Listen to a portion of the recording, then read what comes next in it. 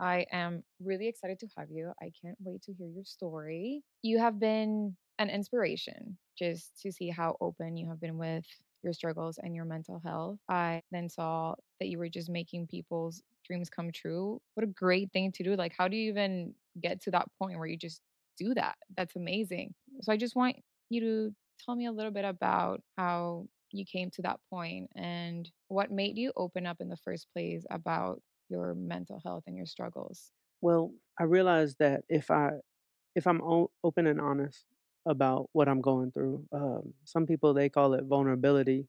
I don't really think it's vulnerability because when I looked up the definition of vulnerability, it says likely to be preyed on, and I'm like, that's not what being open is. It doesn't make you weak; it makes you stronger. But it really helps other people if you get through it because now they have proof. They have proof of somebody who was trying Mhm. and then that person got through it, and that is what is that just a hand that's reached back to somebody and lifts them up even when you're not there. When I was young, I was a dreamer, but I struggled with social anxiety. I was just afraid. I was afraid of anything that dealt with like going out into the world. In high school, I never went to a house party or a football game. I just didn't know how to do it. So I needed something that can allow me to interact with the world. And sometimes your weakness can become what makes you really strong. And I decided I want to be a businessman.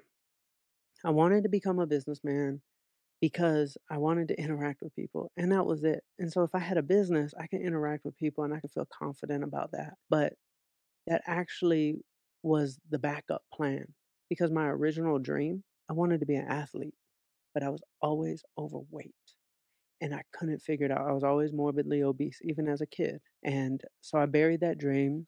I became a businessman and I got really good at it. And it gave me a place in this world. And I went to my mom. I grew up in Atlanta and I went to my mom and I said, I want to put a recording studio in my bedroom. And I said, hip hop is the future.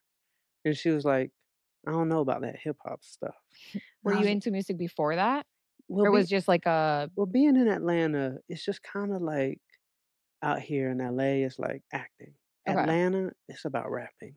That's it. Like everybody raps, everybody produces, and if you don't rap or produce, you're a party promoter. So it was just like this whole world, and I wanted to be a part of it. Like in high school, my friends started rapping, and so I wanted a studio. Next thing you know, I have a studio, and there's like 50 people in the house after school, and I built a website. It was like a media outlet, and I wanted to feature all these independent artists. Next thing you know, the website's blowing up. I'm not making any money, but it's like popular. And it came to the point in time where I need to go to college because my mom said, if I don't go to college, I got to pay rent. So I'm like, I need to go to college because I'm putting all my money into my business. And I'm in school. And one day I got a phone call from a guy named Brian Washington. And he's the head of A&R at Interscope Records. And like I had never gotten a phone call from a record label before. So this was pretty awesome. And I'm standing on campus, and he said, "We just signed this artist. His name is Soldier Boy, and Soldier Boy wants you to be his cameraman." And I said, "Mr. Washington, like, I would love to." He said, "He wants you to go on tour with him." I said, "Absolutely, I'm there." But then I had to like remember that I had to ask my mom if I could drop out of school. So I said, "Mr. Washington, like, I need to talk to my mom. I need to get her permission." He said, "How old are you?" I said, "I'm 18." He said, "Okay, ask your mom." And, I went to my mom's house. She gave me her blessing. Next thing you know, I'm on tour with Soldier Boy, going all over the world, and, I got fired. And I learned a really important lesson that stuck with me. I got fired in a really unique way. We were supposed to go to the Jimmy Kimmel Show. We're in Atlanta. I know that we're flying out tomorrow morning, but I didn't get the itinerary. Nobody's answering my calls, and I'm blowing everybody up. I'm, like, waiting for my itinerary, waiting for my flight, all that. And so I just go to the airport the next morning thinking I'll bump into everybody because we travel every day. Mhm. They ghosted you? After yeah, I got ghosted. After about 3 hours of standing in the airport, I realized I think I'm fired. Um, That's crazy. it hurt, it sucked, but I learned something. I learned how to flip my mind really quickly. And I said to myself, this is a winning streak because the cameraman is the least paid person on the team, and the manager is the highest paid person on the team. And when I'm taking that bus ride home to my mom's house and I walk in her front door, she said, "What are you doing here?" I said, "I think I'm fired." She said, "Oh, I'm so sorry." I said, "No, this is the best thing that ever happened to me." She said, "What do you mean?" I said, "I'm about to be rich because I'm going to be a manager now."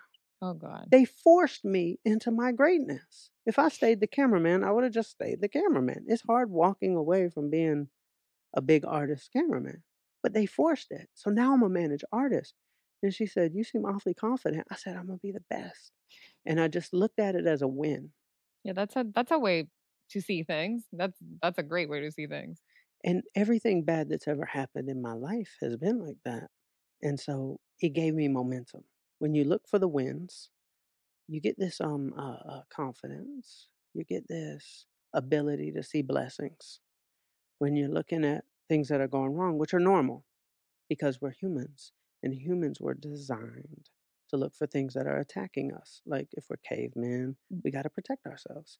But if we're in fear, it's very hard to see a blessing. So once I switch to this, now I can see opportunity. So I went and I signed this girl group, my first group, and I got them a record deal. And then they fired me. And so I was right back to my mom's basement 6 months later. And she said, "Are you okay?" I said, "Yes, this is a winning streak." She said, "Please explain." I said, "Well, everything with this group was friction. Everything.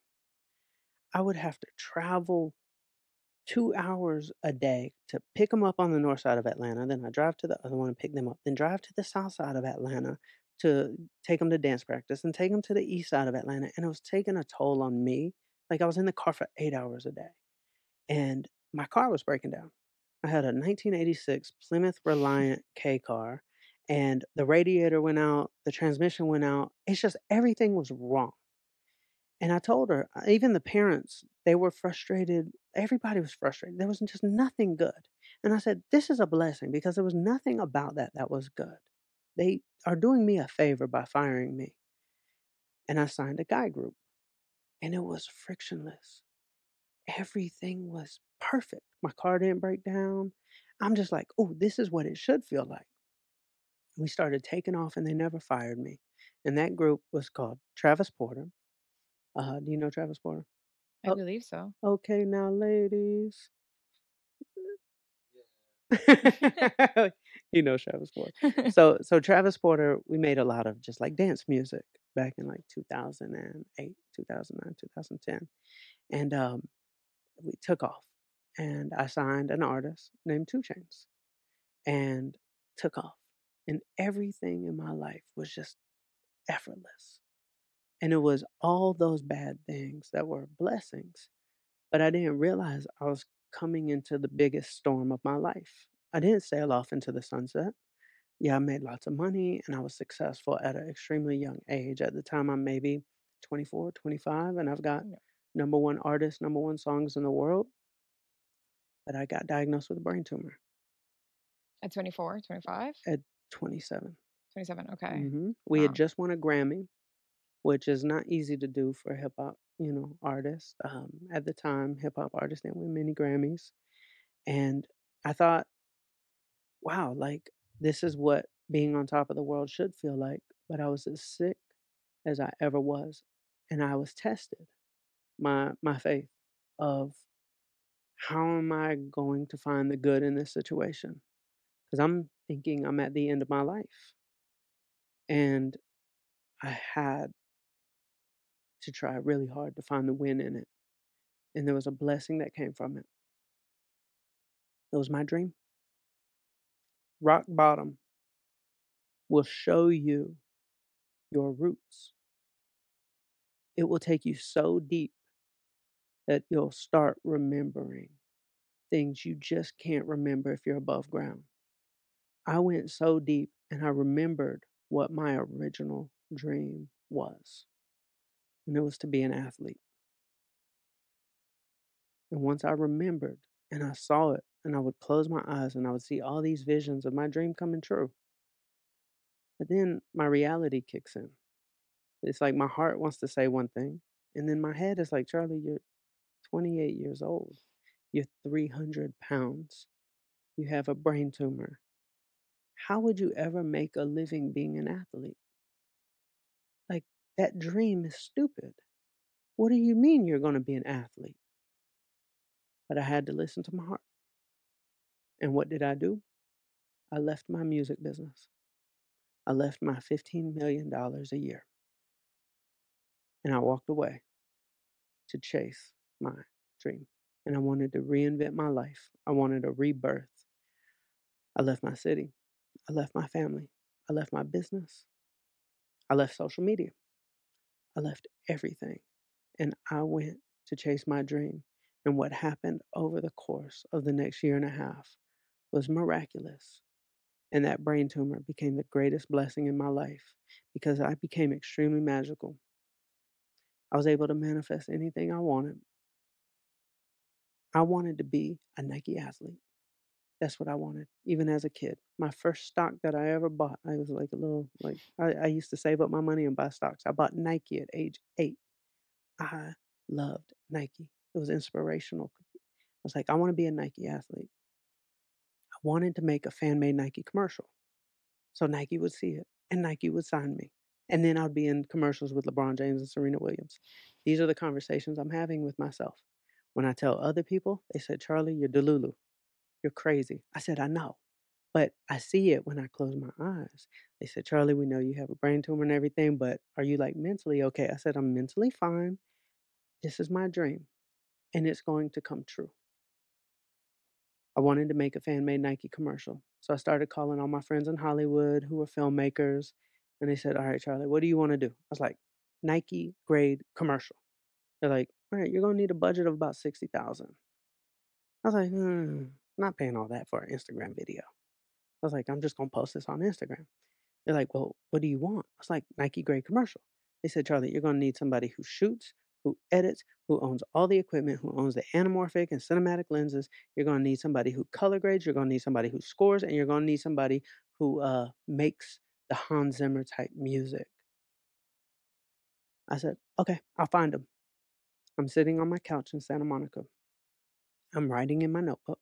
Today is the day I searched and found my videographer slash editor. It's done! Exclamation mark. It's easy! Exclamation mark. My roommate walks through the front door. He's an accountant at a goji berry company that sells goji berries to Whole Foods. Behind him is a guy holding a big Steadicam rig with all this equipment on top of it. I'm thinking to myself, why does my roommate who works for a goji berry company have a big old camera crew following him? I said, Morgan, what are you doing? He said, well, like, my friend, Manny called and he's shooting this thing for his Airbnb company. So he sent this camera crew over. And so I'm sitting there thinking, like, I just wrote in my notebook. So I talked to the guy who's holding the camera. I said, you make videos? And the first words out of his mouth were so depressing. I was like, oh God. I was like, do you do videos? He's like, yeah, I do videos, but nobody ever pays me. I was like, oh God, he sounds like a dark cloud. I was like, can I see some of your work? He said, yeah, I got my website. I haven't updated it in like 6 years, but like you can see it if you want to. He was like gothic, wore all black, and I'm just like very colorful and light, and I'm like dreaming. So I was like, this can't be my guy. But I open my laptop, I click on a short film that he made. I said, this is really good. Did you shoot this? He said, yeah, I shot it. I said, who edited it? He said, well, I edited it too. I said, who owned all the equipment? He said, well, like I'm kind of like a hoarder. So like anytime I make any money, I just buy equipment. I have lighting, I have steady cam rigs, I have dollies, I have cranes. I was like, really? I said, who made the music? Because the person who shoots never makes music. He said, well, I used to be in a rock band and we were on the Warp Tour and we had a record deal, but the record label dropped us. I said, so you made all the music? He said, I said, who did the scoring? He said, well, I did like I used like, flip flops and different sounds. And I was like, "Who did the color grading?" He said, well, like, I taught myself Da Vinci and I was like, "Oh my god." I said, "Look at my notebook. I wrote down that I was gonna find you today and you walked in my front door." I said, "I wanna be a Nike athlete. We're gonna make a fan-made Nike commercial together and Nike's gonna see it. Nike's gonna wanna sign me and my dream's gonna come true." He said, "You're crazy." I said, "I know, but it's gonna happen."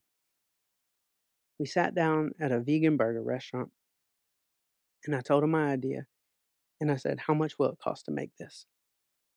He said, $600.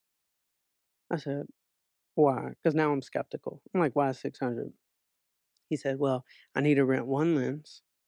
I need to get a PVC pipe that's 10 feet long. I need 2 belts. I'm gonna tie 1 belt around you, another belt around me. I need a skateboard, and, that's it." I was like, "Excuse me? Can I show you what we made?" Yeah, for sure. Alright, Imma pull it up. I pretty much had everything you can imagine in life. $1,000,000 businesses, world tours, #1 albums. We even won a Grammy. I left it all.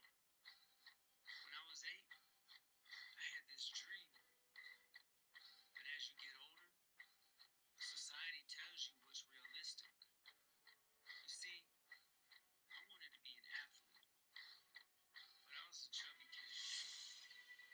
It didn't matter to society what I was passionate about. It only mattered what I could realistically accomplish. I had everything anyone could ever dream of. But the bigger my business got, the more I buried my dream. One day, I cracked. I became over 300 pounds. I was diagnosed with a brain tumor. Despite everything going wrong, the most amazing people walked into my life at the right time. But in the end, I had to figure it out by myself. When you're broken, all you have left is your truth. I left my company, my friends, my food. I reinvented my entire life. I had to go back to that 8-year-old dream of mine. I will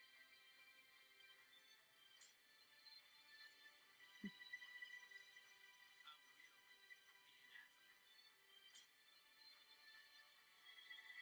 athlete.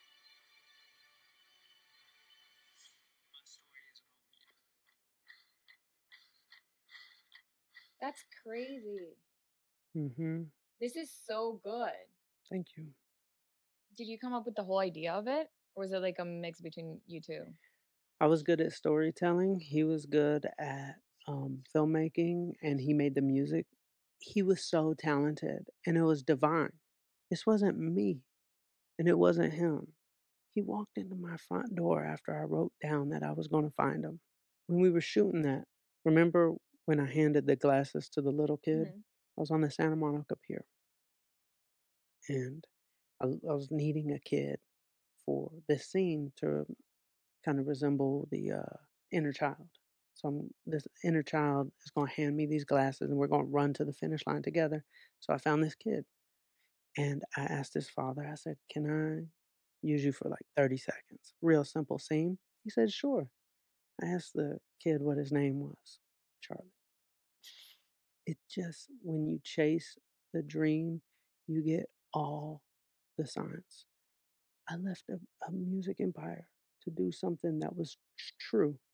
And that's why the brain tumor was so amazing because I got to experience so many blessings. So that if anybody's dealing with something wrong, just disarm it and go ahead and give it permission to be a blessing. Because when I put out that video, I had 10,000 followers on Instagram. I put it out. 3 days later, my phone rings and the caller ID says Beaverton, Oregon. And there's only one company in Beaverton, Oregon, and it's Nike. And my jaw was on the ground. I said, "It's happening. It really is happening." I answer the phone, and it was a gentleman by the name of Andy Miguel. He said, "Is this Charlie?" I said, "Yes." He said, "I don't know who you are, but somehow You managed to get our entire campus in a frenzy, fighting over who's going to bring you here first. I'm in a dream because it's just a dream. I get on campus. They walk me into a conference room with all the executives, and they said, "We are changing the direction of our company because of this film. We forgot about dreams." They said, "We got something big planned." And what they did was they created the biggest Nike commercial of all time. It was the Colin Kaepernick commercial. It had me, LeBron James, Serena Williams, Colin Kaepernick. We won an Emmy, and the stock price went up $26 Oh, billion. wow. Dollars. And Nike signed over 200 other dreamer athletes like myself, people who had problems, people who had interesting stories, people who were not dealt a good hand.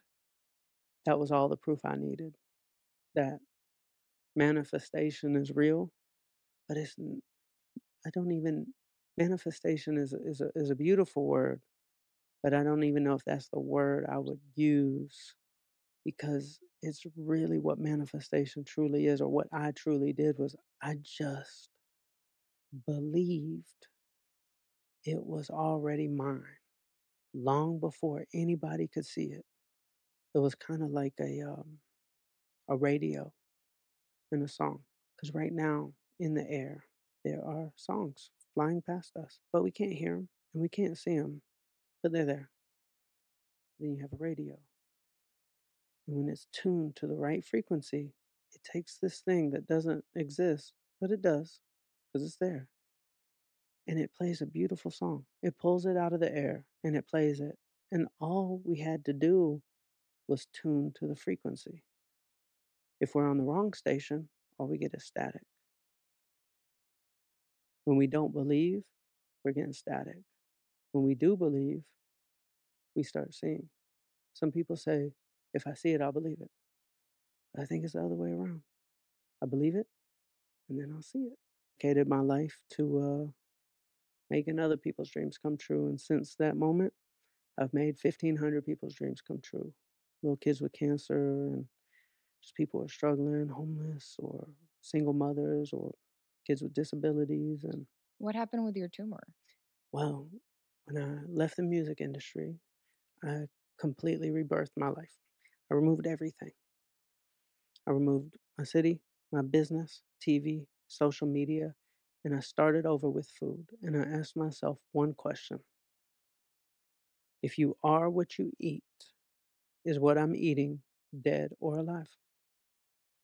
And so I started looking at food as dead or alive. A Cliff Bar, it could sit on the shelf for 9 years. Like it's pretty dead, and then an orange or, a broccoli or whatever. It's alive. So I changed everything. I became plant based. I became very alkaline. And my body started healing. I was able to do amazing things. I did an Ironman in New Zealand. I rode my bicycle from LA to New York. Oh, wow. I reversed my brain tumor. I did 6 marathons. I lost 130 pounds. And I just became very, very electric. The electricity that comes from food, the electricity that comes from peace and less stress, it healed me. I healed in so many ways. And so my brain tumor was inoperable. It was wrapped around my eye. It was wrapped around the artery that goes into my brain, and it was there for so long it started corroding the top of my spine. And when I cleaned up everything in my life, it shrunk. I still have it, but it's under control now. And it made me realize how important our food is, but also our environment and our thoughts. And so, what I did to work on my thoughts was to be on a winning streak. And I would start my winning streak every morning. I had to start, and I would always start it at Starbucks. Okay. So, I go to Starbucks, and a latte costs like $5. But what are the ingredients of a latte? It's 2 espresso shots, some almond milk, and like maybe some sugar, maybe not. That's $5. So what I did one morning when I went to Starbucks, I said, "Give me a double shot of espresso with just a splash of almond milk." So it's pretty much a latte. It's just less almond milk. They said that'll be $2.47. I said, "I'm getting a latte for half the price? This is great. I'm on a winning streak." So then I started my winning streak. And then I'm brainwashing myself into thinking I'm actually winning because when I catch the green light, I'm like, I'm on a winning streak. Then I go to the grocery store and I get the good parking spot. And then I like back into it. I'm like, let me give the parking spot a little extra love because I'm on a winning streak. And then I catch the red light and I'm like, oh, now I can look at my phone, because I don't Mhm. look at my phone when I'm driving. So red light's a blessing. And then like I just look at the beautiful sun or just anything. Like my mom answered the phone. Like that's a blessing. That's a winning streak. So I do this practice where I find all the wins and I started believing I was a winner. And when you believe you're a winner, you like attract things. It's like, have you ever been to Las Vegas? Yeah. Have you ever been with friends? No, Well, not just really. imagine this scenario. Let's say you're in Las Vegas and you have a friend that's winning like like every game. Everybody's, like, coming around them and, like, everybody's cheering, right? Everybody wants to be around a winner. It's very attractive. But then you have somebody who's losing every game. It's like the opposite of attractive. It's like just sending people away. They're miserable, they're sad. But winning, to me, had to start as a choice because the fact is there's a lot of shit going on in each and every one of our lives, but there's a lot of good stuff too. I just needed to brainwash myself and only look at the wins, and I became very attractive. And blessings just came and came, and so I kept the winning streak going, and then it became addictive because negative thoughts are addictive too, probably more addictive. Gossip, negativity, fear, that stuff's addictive. But when you start feeling really, really, really good, it becomes addictive as well. So I just started my winning streak, and I was like, I got to keep this going every day. And if something bad happens, it's still a win. I disarm it. I thank it. And I'm like, okay, Santa Claus delivers presents in the dark. So if something's bad is happening, it's dark. So I know there's a present somewhere. So like I just like always tell myself something good's gonna happen from anything bad. And I got proof of that now in my life. And yeah, reverse the brain tumor to answer the question. Got really healthy and just dedicated my life to helping other people. I'm like just shocked by your story. It's really inspiring. I need like a second to. Take your time. Yeah. I'm also getting my little. Remember what we talked about? Anxiety.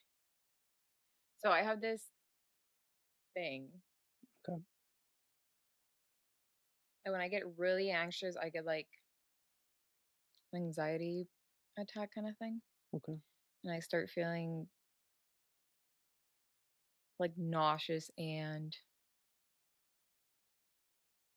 just like sweating. I'm literally like sweating, and What my did I hands are do to cold. give you anxiety? No, it's not on you. It's I don't know. And I told Jake, I was like, this might happen. I was nervous about it. So that's why I'm It's sorry if I okay. haven't been talking to I'm just N listening because I'm No, it's okay. also think I'm not sure what to do. So I'm literally like sweating. I don't know. I got something that'll make you happy. Once upon a coconut. Wanna open the door? Here you go. Is it? Oh, it's happening. Really? Yeah. Uh-oh. Well, we could take a break. Okay. Just That's know a. there's no pressure with me. Oh, I know it's happening because I need to throw up now. It is alright. Man, I hope she's okay.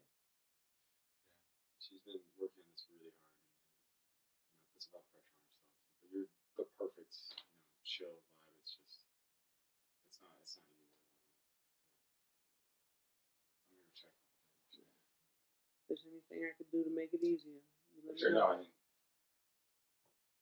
You okay? I'm not great, but so there's this thing. Okay, so something would always happen Mhm. since I was younger that I would just all of a sudden start feeling sick or I was just not feeling well, and I never knew what it was. Mhm. And then it would be usually like times where I would put too much pressure on myself, or if I was nervous. Like one time I was gonna meet an ex's family, and then my mom literally had to come pick me up because I was so nervous that I started throwing up. I didn't feel well. Or in runways, I would like get really sick and not feel great. I would have to go home. I never knew what it was. And I like went to a doctor to get it checked, and it was nothing. And then when I started the pageant, it started getting so much worse. The headaches, like, cause it starts like I'm sitting here with you, and then I'm just like disassociating, and then start sweating because I'm trying to pretend that I'm normal. So I start sweating more because I get more nervous. Then my hands get cold, and then it just gets to a point that I can't keep pretending, Mhm. and I just need to either throw up or lay down. But when the pageant started, it was a lot worse. And so they took me to the doctor, and my headaches were really bad, and they even like injected something in the back of like in the Mm. back of my head because they said it was tension or something. Mm. Um, which it got better for just a little bit. Like it has been going on, but then in my head I'm just like, oh, maybe I'm just pushing myself, or it's just I suffer from migraines. I get prescribed migraine meds, and I was coming from Texas right now, like a few days ago, and I started getting the headache, and I was like, this is weird. Like nothing is happening, and I had the headache for 3 days. And I realized that it was because I was coming to LA and I was just nervous, overwhelmed with everything that's going on. I had a lot of things to do. And I looked it up, anxiety, like anxiety attacks, and it described every single thing that I would get. So I'm like, is this, I don't know. But I was literally just talking to Jake, and I'm like, it's going to happen because it just happens when I'm put too much pressure on myself. And so here we are. So I think that's what it is. 'Cause then I wouldn't know what else it is if I'm just, like, sitting here. Then all of a sudden I just get sick and yeah, Well, I give you that's full my permission not to have any pressure with me. thank you. I know. It's not even I tried I just am I gonna be throwing up, but Well, it's alright. It's alright. I'm proud of you. You're doing it, and this is actually gonna be very helpful for somebody watching. You don't want this, but the fact that you're honest about it and they got to witness it is gonna help somebody know that they're not alone, and, the community you're gonna build is probably gonna really heal all of y'all. So, all this is thank a you. blessing. That happened for a reason, it's good. Manifest good things. Just trying to see things in a different way. I had so many questions, but then I felt like if I would say something, I was gonna throw up, so I just kept listening. It's all good. I could pick up where I left off. Please. Alright? But okay, but if I just whatever I do, just don't take it personal. I won't, I Okay. promise. So, after the Nike commercial, I made a promise to myself and to God that I'm gonna reach out and reach my hand back and get other people out of a dark place. And I started with one person. I actually was biking across America, and I just wanted to help somebody who was in need. And there was this teacher. She was Hispanic. She had breast cancer, and her car was broken, and she was behind on her mortgage. This is when I learned that I didn't have to be Superman.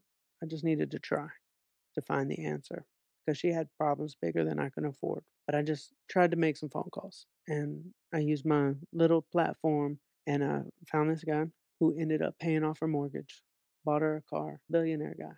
And that's when I learned that philanthropy doesn't have to be me giving money to people. It could be me just trying. Like, here's somebody who needs help. Let me just try to fight for you because it might be too difficult for them. That was the very first dream I did. I just went around the country. I met a little girl. She had a very rare disease called CRPS. And I asked her what her dream was. And she said, I want to be a baker. I was like, well, let's bake some cookies. And we're baking cookies together. And in the back of my mind, I'm like, her disease is going to cost her a lot of money for the rest of her life. She needs a business. Like these cookies, her dream can be the thing that helps her the most, just like mine did. So in 12 days, I built her a cookie business Oh, wow. and we launched her website. And in 2 days, she sold $500,000 worth of cookies. Our fan base just rallied, and How long ago was this? this was about a year and a half ago. And since then, we've helped kids with their clothing lines, and they've made hundreds of thousands of dollars. And we've helped homeless artists sell paintings, and Oprah, and Steve Harvey, and all these amazing people bought paintings from them. We've helped lots of kids with cancer and disabilities. And I just wake up every day and I'm trying to build a movement to just get people out of a dark place. I have a goal. I wanna make a million dreams come true, and, I realized it's gonna take a lot of money to do that, and so that's why I started Once Upon a Coconut, because I was like, "I wanna build a beverage brand that can make billions of dollars, and then that's how we can fund making millions of dreams come true," and so I appreciate you supporting that, and, your cases are in the mail right now, but yeah, so, really excited about the future. I'm still dreaming, still manifesting every day. I write in my notebook, and, I just try to be there for my friends. I try to be there as much as possible. I had a friend call me yesterday. He was suicidal not too long ago. He had a gun in his hand, ready to, and I just talked to him, and we turned it around. He texted me today, and he's doing good. He's doing good. So we're gonna keep him on that winning streak. So now that I'm in your life, you can call me too if you ever need me. Okay, I'll okay. You got my number. Yeah. Why coconut? So, it's really healthy, and I care about health. Okay. So, like, there's not many things that taste good that are healthy, and, coconut water, we're innovating upon it. We have, the pineapple one, we got the blueberry coming out, we got the watermelon, so all just coconut. We got the coconut coffee coming out, so coconut water is just really good for you, it's really hydrating. Okay. It's got all the natural electrolytes in just one ingredient. It's just coconut water. So it's really good. So we wanted to attack the market in a very boring industry, which is coconut water industry is very boring. But it's the healthiest for you from anything that like tastes good. Think since I saw it, I was always wondering, I was like, how did yeah. Just coconut. Mhm. Yeah, it's been a blessing. It's been a blessing for our mission and for our foundation. So we're growing it every day. I have a goal to make it the biggest, most impact driven beverage in the world. In the world. Let's make it happen. Yeah. Let's do it. I Okay. can't wait. You send different flavors or just one flavor? 3 different flavors. Which ones? Got the chocolate, got the original, and got the pineapple. Ooh, okay. The chocolate is fire. It's crazy. Wait, I think I saw didn't you just post a reel with this guy that you were at the Santa Mhm. Monica Pier, and Mhm. then you were like, $2 if you don't like Mhm. yeah, and I saw his reaction. Mhm. It was really funny. Oh my god, you have to watch that video. There's a lot of people who don't like coconut water, and so what I do is I specialize in those people because ours tastes totally different than normal coconut water. Okay, I can't wait. Mhm. So, yeah, just out here dreaming, trying to make it happen. What would you say was your lowest or darkest time throughout your whole entire journey? There were some really dark times around my health. It was my, like, physical health, but, like, my mental. I was so freaking lost. I was addicted to food. I was a binge eater. So, there were just, like, these really dark moments where I would go from gas station to gas station, and I would just buy pastries, and I would eat in, like, a one-hour period, like, 15,000 calories, and I would, like, do it in a way that I would try to make myself so sick so I'd never wanna do it again. It's kinda like a drug, like, I wanted to overdose Mhm. so that I would be sick, and then that would give me the strength to not wanna do it, and I would always say, "This is my last time doing this. This is my last time doing this," and there's this one time, it was kind of like it was kinda sad. It was I went through the Wendy's drive-through, and I would go every day, and the lady who's at the drive-through, she becomes your friend, you see her every day. And she's a big lady. She told me, she said, "You need to stop coming here. You're out of control." And to have the lady at the Wendy's tell you that, it, like, hurt me.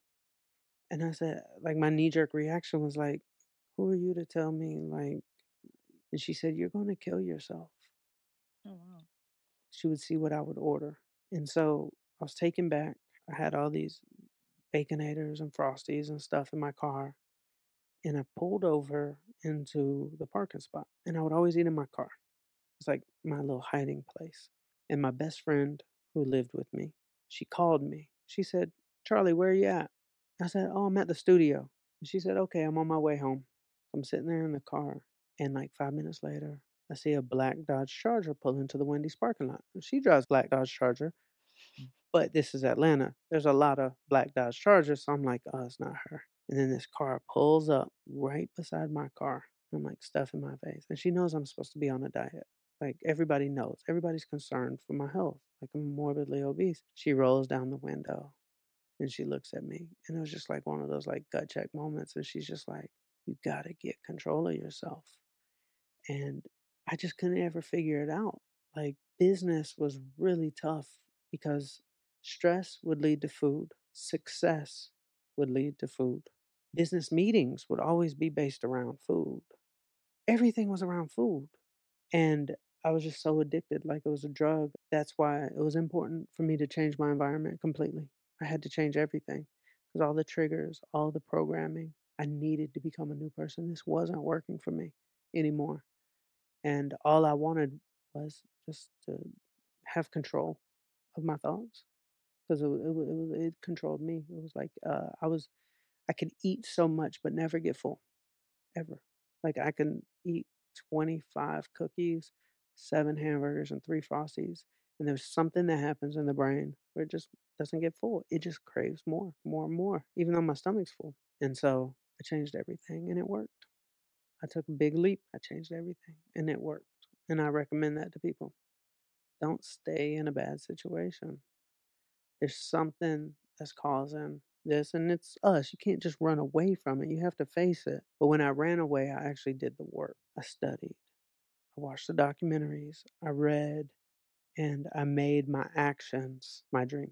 So I healed, you know. How would you say your mental health is right now with, I don't know, just everything? It's the best that's ever been in my life. Oh, that's good to hear. I figured a lot out. I re-struggled with my weight even after that. After losing all the weight, when I started my foundation, my weight started to go back up, but I couldn't figure out why.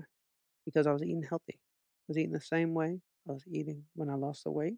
It's just the difference here is I'm in a high stress environment, making people's dreams come true. It's not easy. But back in April, I faced a really bad situation. My foundation was running out of money, and I had to let go of 90% of our staff. And it was just dark times. You know me, I was like, this is going to be a blessing. And I just doubled down on myself and I got focused. I said, I'm not going to go outside. I'm going to save money.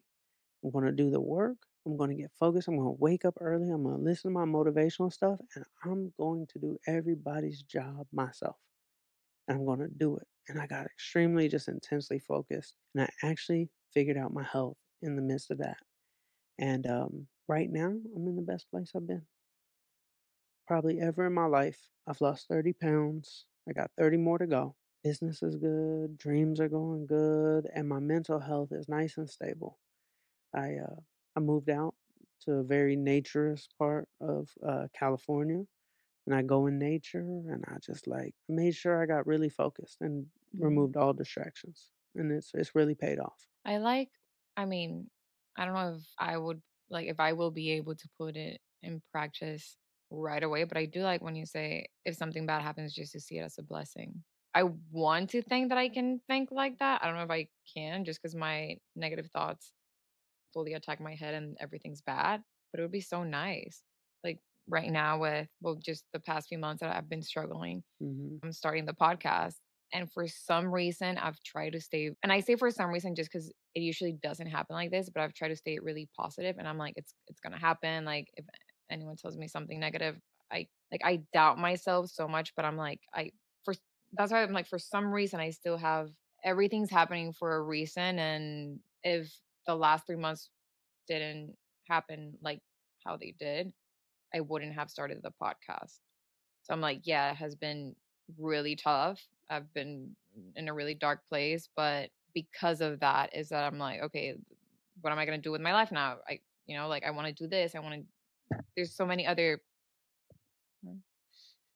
there's so many other things that I want to do that maybe now is time because for some reason that was just taken away from me. So maybe this is time for the podcast.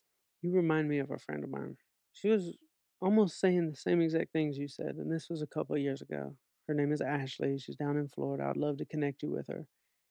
Almost identical to where life almost was paralyzing. She is thriving. So, and I had hope for her, but it was hard to find the hope. It was hard. She is thriving so much now, I don't even know who she is. Hmm. It's a totally different person. But her thing, she just had to find the thing she was going to be great at, and it gave her the confidence and it healed her. Maybe for you, it's the podcast. For her, it was the gym. She wanted to become a bodybuilder. Oh, wow. I was like, okay. It healed her. She became so confident. Now she's living the life of her dreams. But the conversations we used to have were just, I mean, she was so paralyzed by life, but it is possible. And if it's this podcast, dominate, go attack. You can do it. Put it out there and just keep doubling down on it. And you never know, it might be the thing that just heals everything. Yeah. Sometimes it's an outside thing. Sometimes it's not internal. People always just tell me because I used to never know what like self love was. It's very self sabotaging previously. And they said, you got to find the self love within. I didn't find self love within. I was in a relationship with a girl. She loved me so freaking much. I actually started believing it. I actually started believing I was amazing. I got it from somebody else. Sometimes it might be something external. Go all in. Don't play around with this. Go all in. Dominate. It's going to help a lot of people. The more this helps other people, the more it'll heal you. I Yeah, guarantee you this that's for episode. sure. If anybody's watching what you just dealt with, it's going to help them. And you're going to wake up and you're going to fight through it. And they're going to watch you transform in real time. And it's going to help a lot of people. You can do it. Thank you. Like that's my main goal. You just said like in real time, and that's why I'm like anyone struggling. I just want them to join me on this journey because I'm struggling right now. And like every time, if I am able to put an episode out there, it's like there was so much behind it. Like I struggled a lot, but I did it. Like every time there is an episode out there, it means I accomplished something. That's why someone else can do that. So it's like we're doing it together. Hmm. But then this thing happens where I just get my anxiety, whatever attack, I don't even know what to call it. And then it's like, well, what if I get, because I'm interviewing someone else tomorrow, and then now my brain is just like with all this negative thoughts. What is that person is not that cool like you? Like, what if he's judging, or what if he's like, what am I doing here? I'm wasting my time. What if he doesn't want to take a break? What if he, like, because it's just, This is all temporary. I used to have my episodes with food long gone. Just know it'll be long gone. You'll forget what it felt like. ugh. It's here right now. Just say thank you to it. I had to say thank you to my brain tumor. I had to give it permission. It's like, thank you. You've done your job. Now it's time for you to go.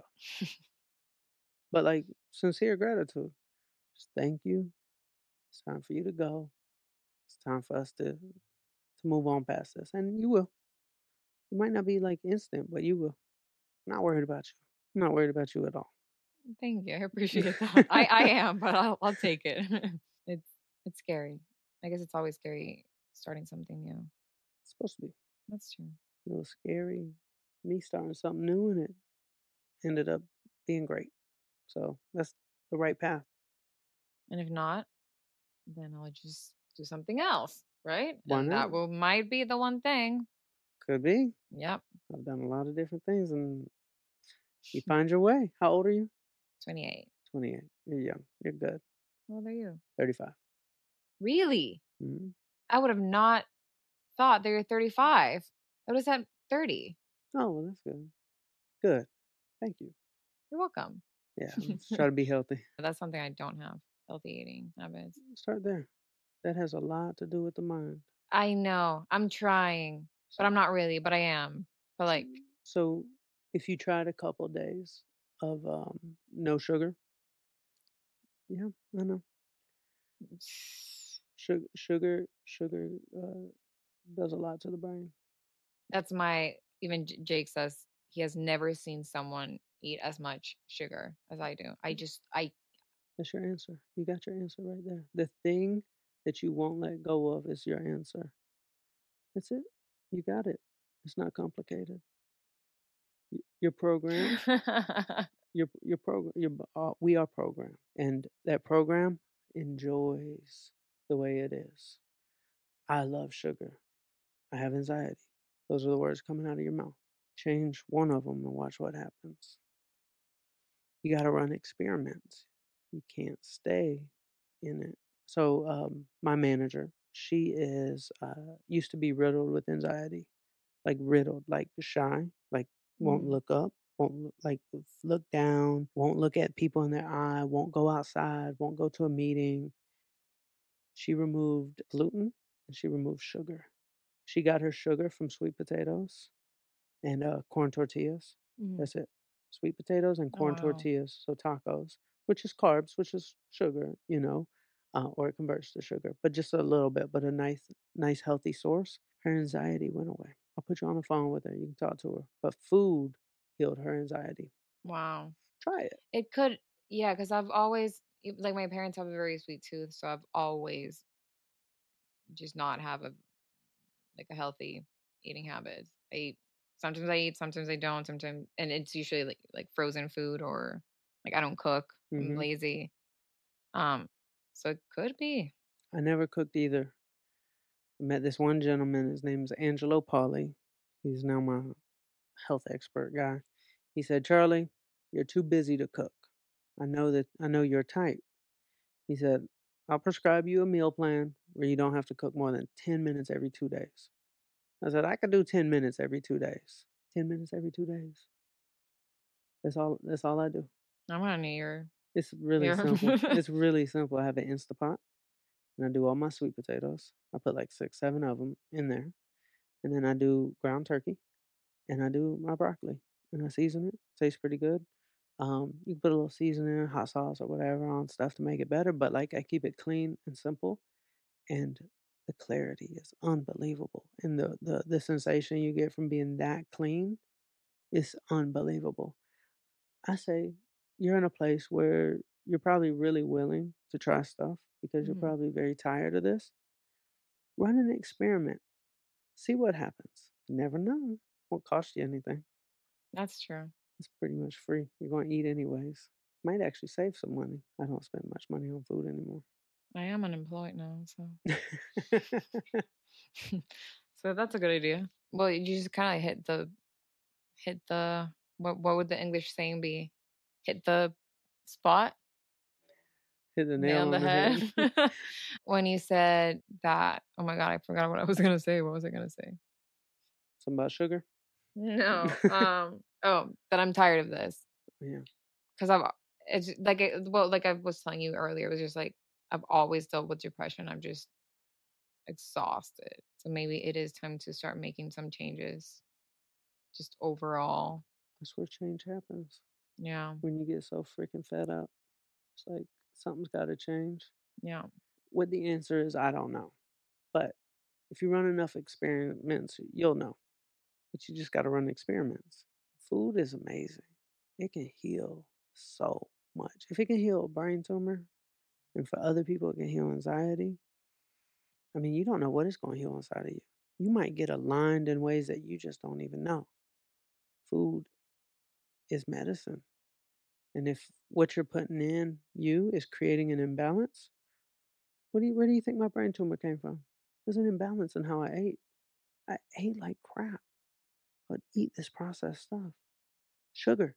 That's the only thing I craved. I would never binge eat on steak and macaroni and cheese. And no, I needed processed sugar from the gas station to fuel my craving. Why do you think I had a brain tumor? It was an imbalance. When I changed how I ate, I didn't just get my brain tumor shrunk. I experienced miracles. I can manifest like this. It's crazy. I know, but it happens. I say try it. Experiment with getting really clean with the food and see what happens for a week. Okay. I If mean, I'm it excited. I'm like, okay, I'll start manifesting, and things might start coming true. Yeah. if it shifts, it'll probably shift within a week. But go really clean. And then hit It's YouTube. hard. It's gonna be hard. I don't know if I'll make it, but I can definitely try for a week. What'd you eat today? I ate a banana, That's a good start. a protein shake, Okay. and half pizza of Trader Joe's, like a frozen one. Okay. Yeah. It's all sugar so far. Okay. Yeah. Yeah, Try that's it. that's my daily basically around there. Okay. Cool. Work on that. YouTube it tonight. You'll have fun. You never know. What if it's the answer and it was just that easy? No, yeah. Like, what if? Like, let that little, like, sparkle of, like, what if exist inside of you. Like, what if the war is over right now? Yeah. Like, what if the war is over right now? Because 'Cause you're just one tweak away from it being over. But what if that's the answer? And then you just don't deal with this no more. That's exciting, right? It is. But see, Yeah. that's possible. You just gotta let that little, like, sparkle fairy dust Mhm. exist. Like, what if, like, this thing is the thing that works forever, and then it's done, and then you get to teach everybody how to do it too. I'm excited. See? Excitement. That's good. That's what we want. You're doing it with me. Oh. Alright now. Well, I'm feeling a little better. A little. Let's not count victory yet. I'm counting victory. I feel like once I got out of my head. Well, if I like, since I was able to just tell you and then you know what's going on, and I Mhm. can get a little bit out of my head because I was just pretending like just that I'm fine. I'm faking fine. But thank you for being so understanding and nice about it. Of course. No, you've been really cool. So thank you. Don't let anybody on the podcast that's not nice. Positive vibes, Mhm. manifesting, perseverance. You have a lot of perseverance. I have to give you that. It's my It's only gift I have. Perseverance. It's the one skill I got. Well, thank you. Thank you. You said something, it was just about manifesting, but I was like sure, but also doing something about it because you can manifest, Mhm. but you kept moving forward and kept going on. Delusionally. That's my secret. If you're delusional, you'll try. If you're all smart and strategic, you're probably not gonna try anything because you'll find a lot of reasons why it's not gonna work because that's how the human brain is. Human brain is supposed to find things that are realistic. The people who do crazy things are unrealistic. So they actually get out of their own way. So for me, if you were to ask me what I was doing the 2 days before the gentleman walked into my front door, because people will tell me, it's like, "Charlie, like, blessings don't just walk in your front door." I'm like, "Yes, they do, but you gotta zoom out." What were the days before looking like? Well, the night before, I was at a meeting with a friend of mine who manages, John Legend, and I told him, "Introduce me to somebody who knows a lot of filmmakers in LA." So we're at a restaurant called Gracias Madre in, West Hollywood, and I'm sitting down telling him, "Look, I'm looking for a videographer to make this fan-made Nike commercial." I'm out there trying. What did he tell me? He told me, "Charlie, you need to be more realistic. You need to up your budget." I said, "Do not tell me to be realistic. I'm going to find this person and it'll be like affordable. There's somebody who can do this." And the day before that, I'm making phone calls. Scott and Michael Ratner, who do like the Justin Bieber documentary. I'm like, "Can you introduce me to a young filmmaker?" So the days before the manifestation come true, I'm trying. I'm being told no, but I'm trying. And I wake up the next morning and I write in my notebook, "Today is the day." I search slash found my videographer slash editor. "It's done!" Exclamation mark. "It's easy!" Exclamation mark. That was my sentence I wrote. Keyword, it's done. It's easy. And today I found, not I'm searching for. Today I found. And he walked in my front door. So it's like the manifestation, you don't know where it's going to come from, but I wake up every day and just try. Yeah, because I guess you have to, like, if you're manifesting, you have an open mind about it. Because that guy could have just walked in, but you could have fully, like, completely missed it since you're Mhm. not in the right mindset to take that in. Mhm. Like, Mm. I'll tell you something, I'm manifesting right now. So I've made up in my mind that our coconut water company is going to become a sensation in like 3 weeks. A sensation. Like you'll see it everywhere. Like everybody's talking about it. And so I'm doing the work. I'm reaching out to my friends. I'm sending them a package. I'm asking them, "Tell your friends, let me get their address." And I'm like messaging them and being excited about it. And I'm going to the boardwalk and I'm like, I'm going to make this a sensation. And something's going to happen I don't know where it's gonna come from because you can't predict the guy walking in the front door, but maybe it's a Kendall Jenner pops up with it, or somebody bought it off of Amazon and they leave a review and it gets like 20 million views on TikTok and it's just sales through the roof. And then somebody calls and they're like, "Charlie, send me some," and it might be Kim Kardashian. I've created the container. In 3 weeks, this is going to become a sensation. But that's what I'm manifesting. I'm showing up, I'm doing the work, but I'm expecting something bigger to happen than what I can do. Delusional about it. It takes most drink beverages, 2, 3 years to get big. Mhm. Well, I love that though. The way you talk about it, I believe it. Like, I think it's gonna happen. good. Thank you. It's there's something about your confidence when you're just saying these things that it's like, yeah, like, absolutely, you're gonna make it happen. Do you know what abracadabra means? So,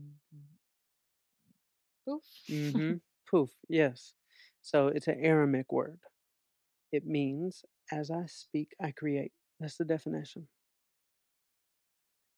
I tell everybody my dreams. I tell everybody what I'm manifesting. I tell everybody what I'm trying to do because our words are literally magic. There's only one species on this beautiful planet that can create.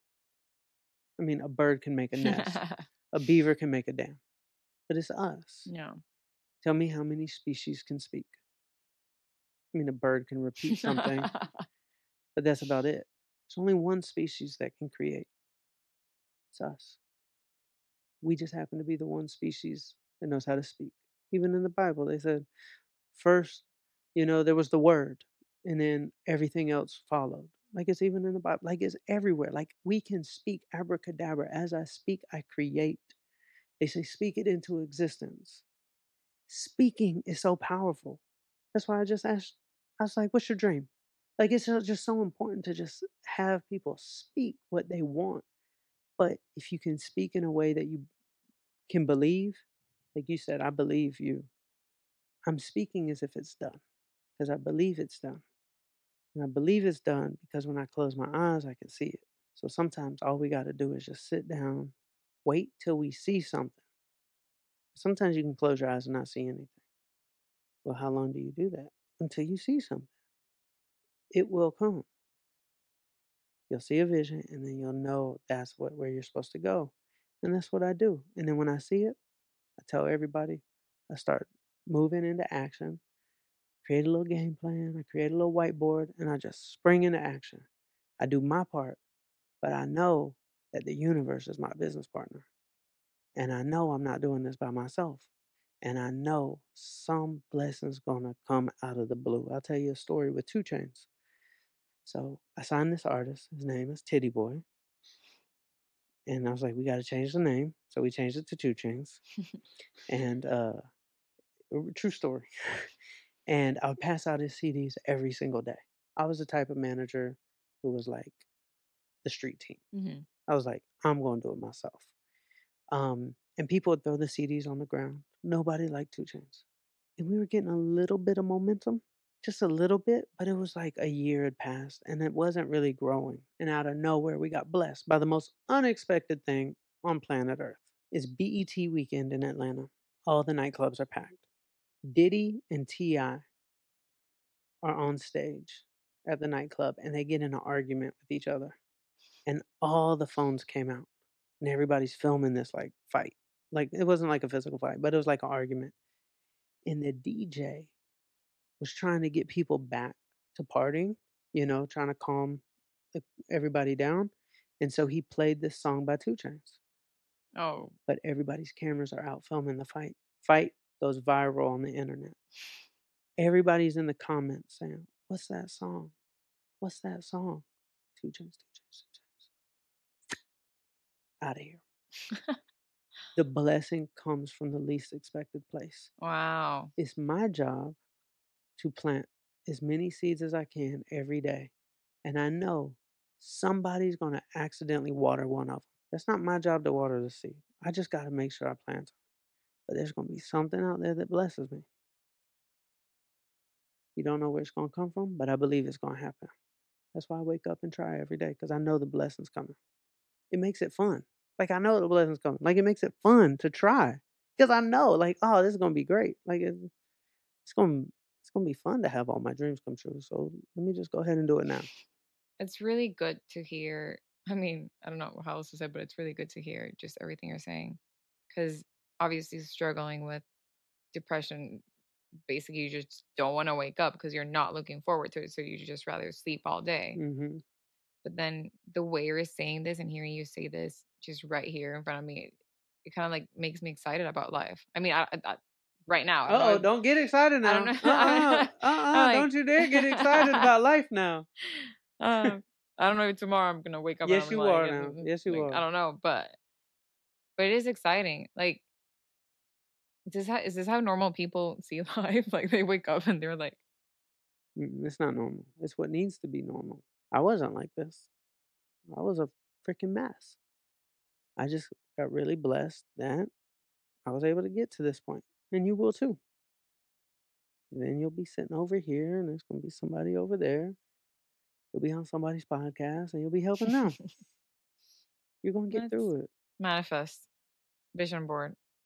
I did a vision board this year Me too. for the first time. Me too. Really? Okay. I've never done a vision board.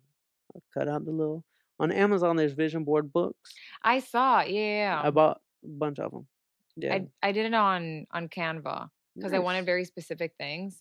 Yes, I just put it all together. It was nice. pretty cool. Yeah, it felt good. I look at mine every day. You see, I don't do that. I should probably do that. When you just look at it, be like, "This is gonna be fun." I look at it, I'm just like, "This is gonna be so fun." Just wakes up every day like. Yeah, yeah. Alrighty. Well, thank you so I much. appreciate you having me on your podcast. It was like I'm excited for life. A little. It's weird. I don't know. I don't know. It's okay to be I'm excited. like, What's this feeling? It's yeah, okay. that doesn't happen very often. But right now, this moment, this second, I feel like excited and motivated. Um, yeah, it's. I guess it's. We just need to spread that message more of just manifesting and being open minded and just knowing that the universe is not against you, Mm-mm. although sometimes it really seems like it's just beating Mm. you down, but Or it's just getting you ready for something big. And that's what all the great people have to deal with. So you're just one of them. thank you. Oh, Mm. yep. I was gonna like, think I'll keep you I'll keep you posted on how everything goes. I You'll be good. I'm not worried about you. appreciate it. Thank you. We'll do a part two. You'll give me a We'll life do update. if I don't die. Stop that. Uh-uh. Uh, Dreams are fun. thank you so much, Harley. No, I really like it really means a lot that you were just so cool with everything. At this I literally just went to my bathroom and threw up and then come back and I'm like, you're just being really cool about it, so thank you. Everybody's dealing with some shit. It just comes in a different form. But people also, I have a lot of proof people get through this shit. So that's why I'm not worried about you. People get through this shit. And you will too. YouTube tonight. Health, food, and anxiety. No, You'll I'm probably actually see some very great stuff. I am very curious to know like if it has actually been like one of my, like triggers or like the bad just anxiety, depression. I'm Because sure you're so yeah, because I really don't even like I just it's bad. It causes anxiety. Just Google it. Yeah. Sugar is really, really, really a trigger. So, all right now.